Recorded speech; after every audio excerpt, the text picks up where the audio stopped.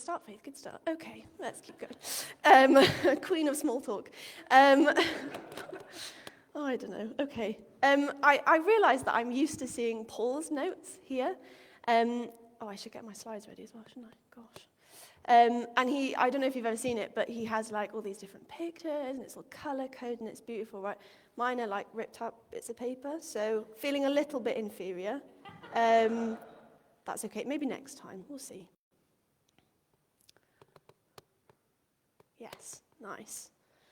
Okay, so we're on week 9, I think, of our series looking at growing up, right? How we can mature in Christ, what that looks like. And today we're going to be talking about rest. So everybody can take a deep breath. Rest. Good start. Okay, so I feel like sometimes we can have quite mixed feelings about rest.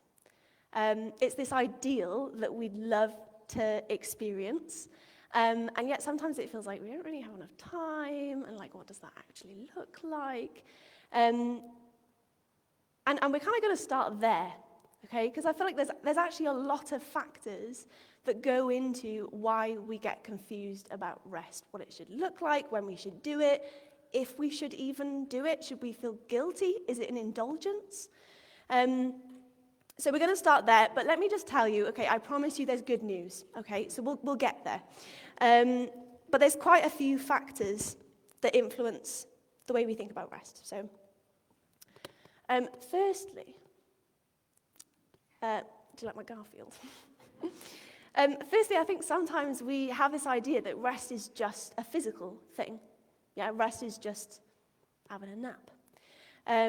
Or if you were me a few weeks ago, I was a little bit ill and I lay on the sofa all weekend and ate pizza. Would recommend.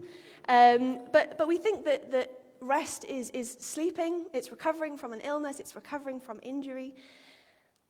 And I think sometimes, and I find myself doing this, we can feel frustrated if we're sleeping, but we still feel tired. We still feel like a soul unrest. Okay, so that's my first point. Secondly, beautiful holiday advert. Sometimes I think we think that rest is something that only happens when we're on holiday. And is there anything wrong with holidays? No, of course not. Love a holiday. But when we think about rest as just happening on holiday, rest becomes something that's very periodic. It's a luxury. It's situation dependent, right? It has to be the perfect beach with blue skies and beautiful sand, right? It has to be away from our normal lives, away from our day-to-day, away from our house, away from our office, away from work, away from the kids maybe. And it's something that we kind of have to like afford in some way as well. So I think that influences us. Next up, hustle culture. I think this quote is hilarious, to be honest. Success is 10% talent and 90% hustle. This idea of like hustle culture, this mindset, means that we equate our success and therefore our value with how hard we work, right? But to the extreme, the amount of hours that we put in and the output that we're creating. And that suggests that at best we don't need to rest, and at worst rest is for the weak.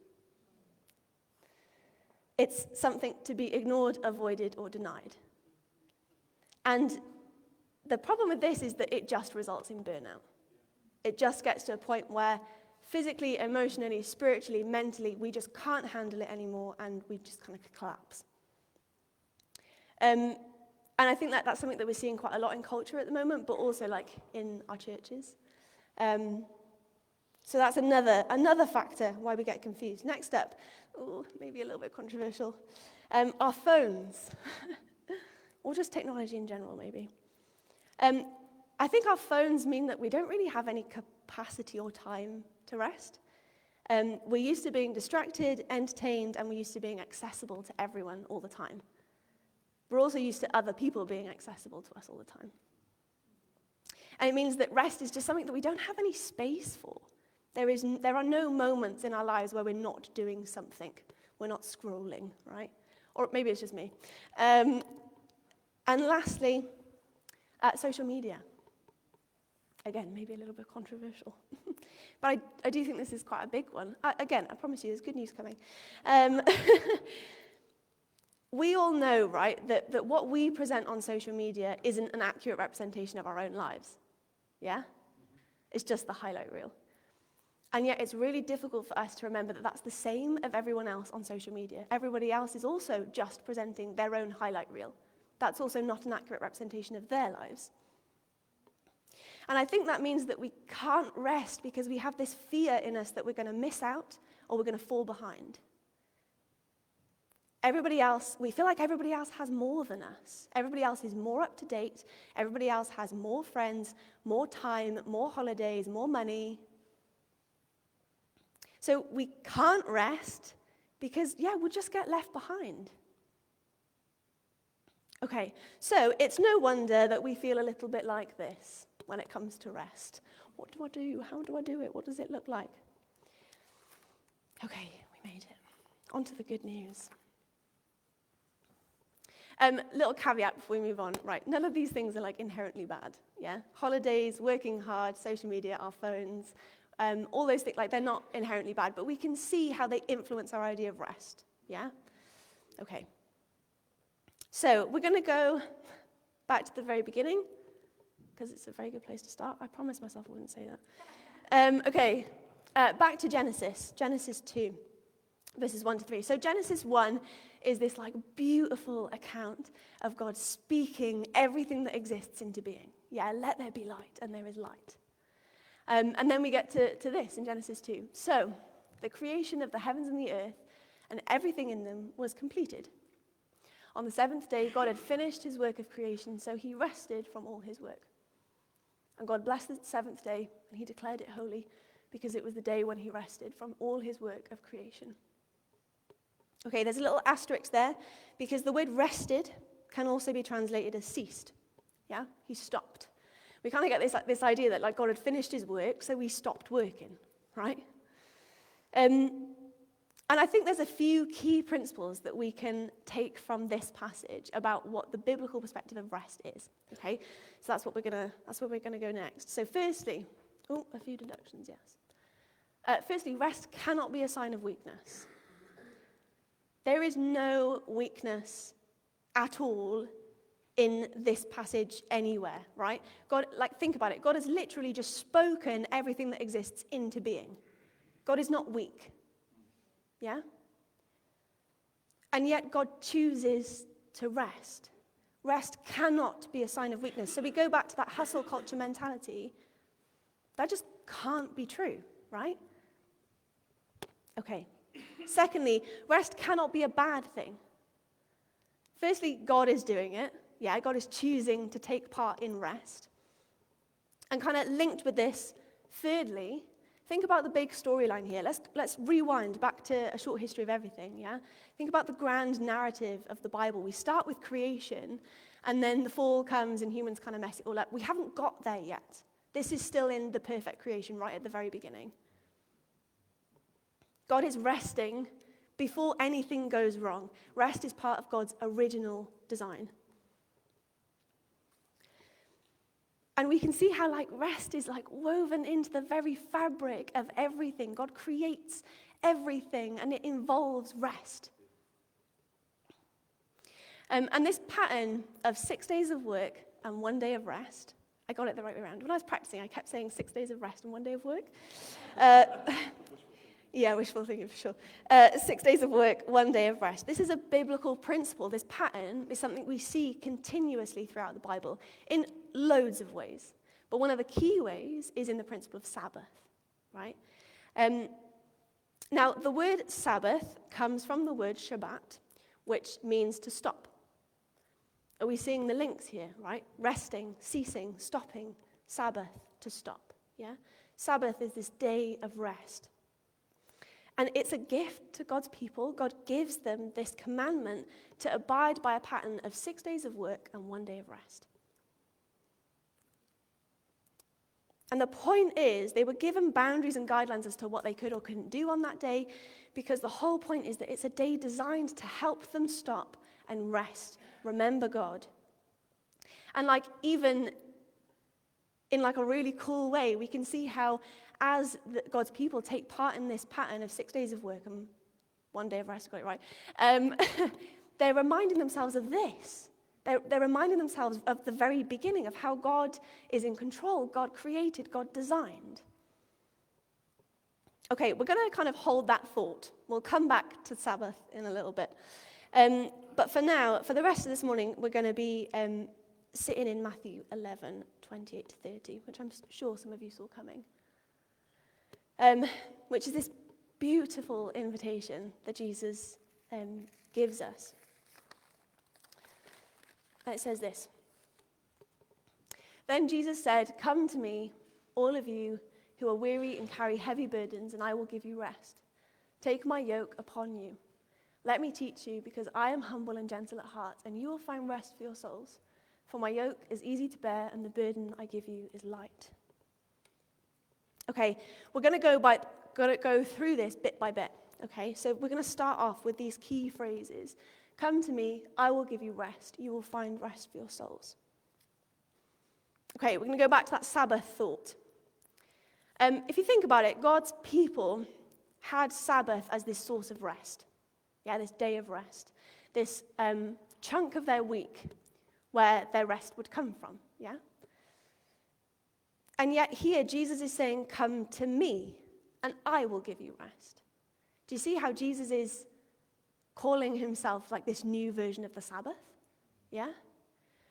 What was like a time-defined chunk of the week becomes a living person. And what does that mean? It means rest is always accessible. Notice as well that he says, I will give you rest. Rest is a gift, that we are being gifted. And also that last phrase, you'll find rest for your souls. Not for your bodies, not for your brains, although it's all included, right? But for your souls. And I think from this we can clearly see that Jesus is recognizing that rest is more than just sleep. He's addressing this deeper need that we have, our restless souls. It's very deep for this early in the morning.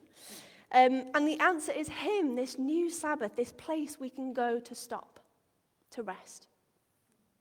Okay. Next up, Jesus said, and all of you who are weary and carry heavy burdens. These two phrases are kind of like, you know, on a Christmas present, you have like two mum, love, faith, heart, right? This is like the equivalent of that, yeah? We're getting who the invitation is coming from, Jesus said, and who he's addressing. All of you who are weary and carry heavy burdens. Man, I wonder if that's just all of us. All of you who are tired and feel like you're carrying the weight of the world sometimes. And again, he's recognizing this need here. He's acknowledging that you need to rest, that you are weary and you're tired out and you feel like you're carrying loads of stuff. But he's providing us with a solution. And again, we can see from this, we're not hustle culture robots, right? He has an answer for us. So, next up. Oh. Don't know why I did that.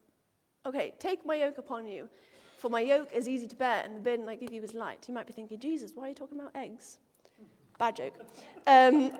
Really bad joke. That's a bit embarrassing, actually, isn't it? Okay.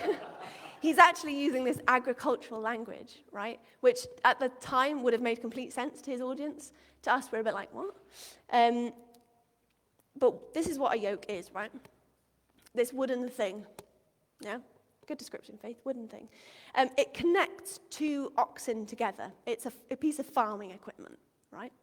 And what it means is that the two oxen go in the same direction. They're connected. But also it shares the load of whatever they're pulling. Yeah? And this is what John Mark Comer, in this great book, The Ruthless Elimination of Hurry, says about this particular part of this passage. He says this: Jesus doesn't offer us an escape from our burdens and our weariness, right? He offers us something far better, equipment. He offers his apprentices, his followers, his disciples, a whole new way to bear the weight of our humanity with ease, at his side, like two oxen in a field tied shoulder to shoulder, with Jesus doing all the heavy lifting. At his pace, slow, unhurried, present to the moment, full of love and joy and peace. Do you see how Jesus is inviting us into this Sabbath rest that is himself? And he's offering us this equipment, this way to do it, walking side by side with him. He's not giving us a ticket for a holiday in the sun for 6 weeks. He's offering us like a completely new way of living. How much better is that? He is this Sabbath, this source of rest, and he's inviting us into that because he does the heavy lifting. Rest is found in him because we're living life at his side and we're just kind of along for the ride. I think like this feels to me like it really reminds me of my experience of salvation. This kind of like, God's just so good and I kind of just accept what he's done for me. He's done it all. He's the one that's done all the work. I just get to benefit from that. And in the same way, right, rest is this gift that we get to receive that's kind of part and parcel of that salvation, but also a whole new way of living, yeah?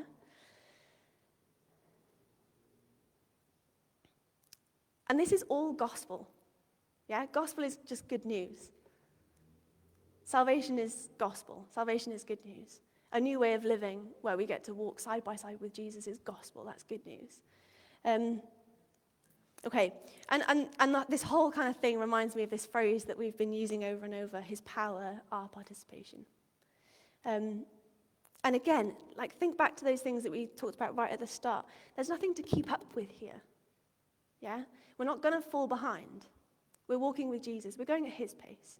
We don't have to worry about keeping up with other people, keeping up with appearances. We just get to walk side by side with Jesus. Okay, next step. Just put it on the floor, it's easier. Okay, that's my little summary. Let me teach you. Let me teach you. What a beautiful phrase for Jesus to use, right? Again, John Mark Comer in this book talks about how sometimes we read the Gospels as like just little stories, and we're like, oh, that's nice. And yet the point of the Gospels is that it gives us this close-up view of Jesus' life. We get to see how he lived. We get to watch him, how he interacts with people. And those things are examples to follow. And I think this is kind of what Jesus is getting at with this invitation here. He's saying, come and learn from me, copy me, follow me. Do you see how that's linked with this idea of being yoked to him? We get to walk side by side with him, observe him, copy him, follow him. And notice that the result, so we get this phrase, let me teach you, and then we get a little subclause, because I'm humble and gentle at heart. Back to the main point, and you will find rest for your souls. The result of being taught by Jesus is rest for our souls. Yeah? The result of copying him, of observing him, of being yoked to him is rest for our souls. So what are these things that we could copy, right? I'm just going to pull out a few key things that we've kind of already talked about throughout this series. And these are prayer and silence and solitude. Tom talked about this for us earlier on. And it's just this principle, right, that Jesus takes this time to go away and spend time with his Father, to invest in that relationship, to just be with him, to invest in that relationship. Secondly, biblical truth. When Jesus finds himself in like sticky situations, right, his first port of call is to go back to biblical truth. Think about when he's tempted by the devil, and he's like, no, man shall not live by bread alone. He has this biblical grounded foundation. And lastly, Sabbath. Again, God's people would have taken part in Sabbath, and so would Jesus. It would have been part of his culture. Taking time, taking a day to set aside just to be with God, to rest, to worship, to enjoy all the good stuff that God has given us. So we get to just learn from him. We get to copy him. He's gone before us. He's shown us the way. We just get to follow and walk side by side with him. Okay. Is this the last one? It is the last one. because I am humble and gentle at heart. Jesus here is describing his own heart. And I think we can kind of be like, oh, that's a bit fluffy and a bit like airy-fairy. But what he's getting at is he's describing his like driving characteristics. The thing that motivates him, the thing that drives him. And kind of as an extension of that, the whole reason why he's providing us with this invitation, yeah?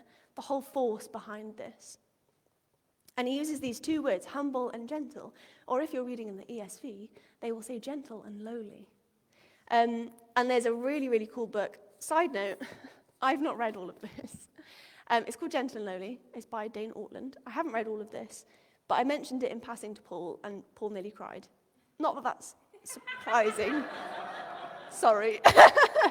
But it is really, really, really good. And it's like this whole exploration of Jesus' heart. Yeah, what does it mean for Jesus to be gentle and lowly? And we're just going to look at the way he describes these two key words, gentle and lowly. So, firstly, gentle. He says this, guys, this is beautiful. This is so good. Jesus is not trigger happy. He's not harsh, not reactionary, not easily exasperated. He is the most understanding person in the universe. The posture most natural to him is not a pointed finger, but open arms. Right? So good, so good. Okay. And then lowly. For all his resplendent glory, great word, and dazzling holiness, his supreme uniqueness and otherness, no one in human history has ever been more approachable than Jesus Christ. No prerequisites, no hoops to jump through. The minimum bar to be enfolded into the embrace of Jesus is simply open yourself up to him. Right? Ah, it's beautiful. So good. So Jesus is like describing himself as understanding, approachable, accessible. He's describing his posture towards us, these open arms. Can you imagine if someone described you as the most understanding and approachable person in the entire universe? If someone said that to me, I'd be like, Flip, you must have met me on a really good day. And like, it's really cool, right? Because this whole invitation, right, is to go to Jesus, to walk with him, to learn from him, and to learn how to rest, yeah? And then we see Jesus describing himself, and he definitely sounds well-rested. So if that's our goal, I think we're in the right place. I think we're learning from the right person. So we're invited by Jesus, who is this new Sabbath, this source of rest, to come and live with him side by side, benefiting from this heart, yeah? Being accepted, being understood. But also to copy him, which results in rest. And do you see how through this we get to extend this understanding and approachable heart of Jesus to the people around us? We become more like him. We become more aware of how accepted and understood we are. And we're able to have that same open-armed posture to the people around us. And we get to spread the good news that there is rest available in God. There is this place where we can find salvation, where we don't have to strive. We don't have to keep up. There's a new way of living and there is acceptance available. I just love this passage. I think it's so beautiful. Okay. This came in the post for us the other day. It is a wedding invitation from my friend Hannah. She won't be watching this, but congrats, Hannah. No, it's not this Hannah. Different Hannah. Hannah's panicking, like, I'm getting married. And it came with this, an RSVP. Yeah, a little thing that we have to fill in to say which part we're going to and our dietary requirements. And we've got to send it back to them. But here's the thing, right? I have to receive this invitation to know that I'm invited. Yeah? But I also don't just like frame this and put this on the wall and be like, oh, that's lovely. And then don't go to the wedding. The point of the invitation is the destination. Yeah, it's the wedding. we get to go and take part in this beautiful day for our friends. And I think this is one of the ways that we can slip up with passages like this, is we recognize that it's this beautiful invitation, and yet sometimes we can just stop there. But know that if you feel like you fall in this category of being weary, exhausted, tired out, you feel like you're carrying loads of stuff, you are being invited and you can respond to that invitation. Go to him. He says to you, come to me. Yeah, that's the point. So we're going to move on to some kind of application-y stuff, but firstly, let's remember that we're invited. And secondly, let's remember that the practical stuff, the kind of application-y stuff, is just the equivalent of me and Joss putting the address in Google Maps, picking out a dress, picking out a shirt, getting in the car, making sure we turn up on the right day. Yeah? Like, it's just the process that you have to go through in order to get to the destination. The point of this is relationship. Rest comes from relationship with God. Okay. That's my final little lovely visual aid. Okay. Next. So, firstly, apprentice yourself to Jesus. My first 2 points are very general, this being one of them. Again, like I mentioned before, the gospel is packed with stories of how Jesus lived his life. They're not just stories, yeah? They're things that we get to observe, we get to copy him. So let's be a church that does that, yeah? That learns from Jesus, that puts it into practice. So get exploring. Get exploring what it looks like to live side by side with him. What does it look like to copy him? If Jesus is taking time to go away and pray on his own, how can we fit that into our lives? It's important. Jesus does it. And we get invited to learn from him. So let's take up the invitation. Little side note, this can happen in community. Yeah, this isn't something for us to go Lone Ranger and go and figure it out on our own. This is something that we get to learn together. And we get to help each other and walk alongside each other in. Okay, next up. Choose to stop from something. Okay, so we've noticed a few times, yeah, that rest can get translated as ceased. Sabbath comes from stopping. There's this biblical principle that rest has something to do with stopping. And in the principle of Sabbath, we can see that stopping from work. Yeah? And can be other things, stopping from striving, stopping from buying stuff, whatever that looks like. We'll get onto that in a minute. But my point is that sometimes we have to choose to stop something. But let's remember that those things that we talked about right at the start that make it hard. Our culture and our society is not set up for us to have deep, soulful rest, right? Everyone wants your attention. So just start somewhere. Just choose to stop something. Maybe it's 5 minutes in the morning. You choose to not go on your phone. Maybe it's for half an hour this afternoon. You just decide to sit on the sofa for half an hour. Just chill out. Right? That's not indulgence. Yeah, rest is a gift.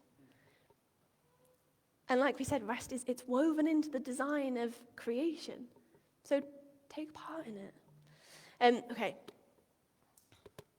Next up, Sabbath. Sabbath is like a whole thing in itself, and I really don't have time or the brain capacity, I think, to kind of get into this super deep. But this book, The Ruthless Elimination of Hurry by John Mark Comer, is super good. John Mark Comer also has a lot of preaching resources that you can find on YouTube about Sabbath. There's a whole thing called Practicing the Way, which has lots of detail on what Sabbath can look like practically for you. But the principle of Sabbath is finding a day to set aside, to rest, to worship, to enjoy the good stuff that God has given you. I think sometimes we can feel like, oh, that feels like a massive deal. I can't take a day out of my week. Sabbath is a gift that you get to receive, you get to enjoy, you get to take part in. It's good. And again, just start small. Start with something that feels doable. Something me and Joss have been doing is most Saturday mornings we'll go and have a coffee. And we'll just put our phones away, we'll just have a chat. And it's great. It's really nice. Okay, let's keep going. Next up, contemplation. Chewing over the Bible, right? Chewing over truth. This could be through repetition, through memorization. You could do it in a routine. Perhaps for the first 5 minutes of your day, you just pick one verse and you're just chewing over it. And then at the first 5 minutes of your lunch break, you revisit it. Just spend 5 minutes. Put your phone down. Spend 5 minutes. And maybe at the end of the day, you do it again. Another 5 minutes. That's how God's word takes root in us. Is that regular routine, that pattern of just coming back to his word, coming back to his word. And again, choose to stop from something. In those 5 minutes, choose to stop moving. Choose to stop scrolling on your phone. Just choose to be focused. You will get better at it. It might take a little while. Okay, then slowing. This can be physically, just choosing to go for a slow walk. Yeah? My notes are not very helpful. Choose your pace, yeah? Go for, like I said, go for a slow walk. Maybe when you're in the supermarket, I feel like this is really quite controversial. Maybe choose the longer line at the checkouts. Just teach yourself that you got time. You're on Jesus' time. You don't have to keep up with anyone. Something that I really like doing, and this is why breathing is up there, there's this whole scientific backing behind the idea that when we're breathing fast, we are in action mode. I feel like all the science people are going to hate me for this, for my description. And then when we choose to slow our breathing down, our bodies switch into rest mode. At least that's how I understand it. And that's why when we get panicky and stuff, we're told to breathe slow, to breathe deep. And something that I really like doing is combining contemplation and slow breathing, right? So if I'm feeling a little bit I've got loads of stuff to do or whatever, just take a minute to just take some deep breaths. And as I breathe in, I love Psalm 23. So as I breathe in, I'll say, the Lord is my shepherd. And as I breathe out, I have everything that I need. Just in my head, the Lord is my shepherd. I have everything that I need. And even as I'm breathing, I'm reminding myself that there is rest in God. I'm reminding myself of this truth that he is good, that he is taking care of me, that he is in control. I can take a day off if I need, because he's in control. Nothing's going to fall apart. And lastly, just this principle, right? Again, going back to that idea that all of these things in our culture and our society make this hard for us. Just try and choose to do one thing at a time. I think sometimes we're restless because it feels like we've got 10 things on the go at any one moment. We're looking on our phone and we're cooking dinner or burning dinner, if you may, and we're also having a conversation, but we're also got music on in the background.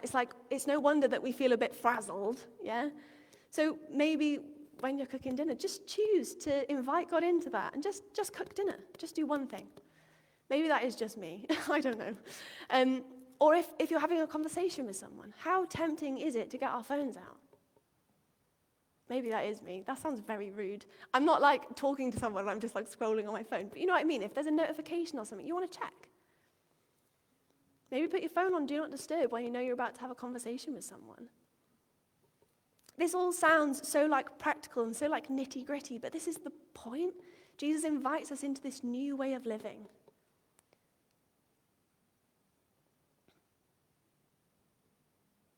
Good. I think that's it. I don't have any more slides. I've not really thought about how to end this. Good, great. This is such a beautiful invitation. This is so good. And it's so tempting to be oh, that's really nice. That's lush. Yeah, great, cool. And then just crack on with running around and doing 20 things at a time and all that stuff. Yeah. Just choose to just start somewhere. If you know me or if you've talked to Joss, you'll know that I'm a perfectionist. I'm very all or nothing. If I'm going to do something, I'm going to do it right, and I'm going to do it all. But Joss is teaching me. Just that progress is better than perfection. Yeah, just start somewhere and enjoy it. Yeah, the point, like I said, the point of this is relationship with Jesus. That's ultimately where rest comes from. Is knowing who we are in God, knowing that he's in control, knowing that he's got it, knowing that we're loved, knowing that we're accepted. That's where rest comes from. So all of this stuff, all of these practical things, it's like if we're not kind of doing them with God, if we're not inviting God into those things, then it just becomes sitting on the sofa for 5 minutes, which is still great. I'm sure it'll do you wonders. But do you see what I'm saying? The point is the invitation is about relationship. So let's respond to that invitation. Let's go to him. Let's find our rest in him. Let's let him do the heavy lifting. Let's just be along for the ride, walk side by side with him. And yeah, that's the good news. That's the good news. Cool. Okay. I'm done.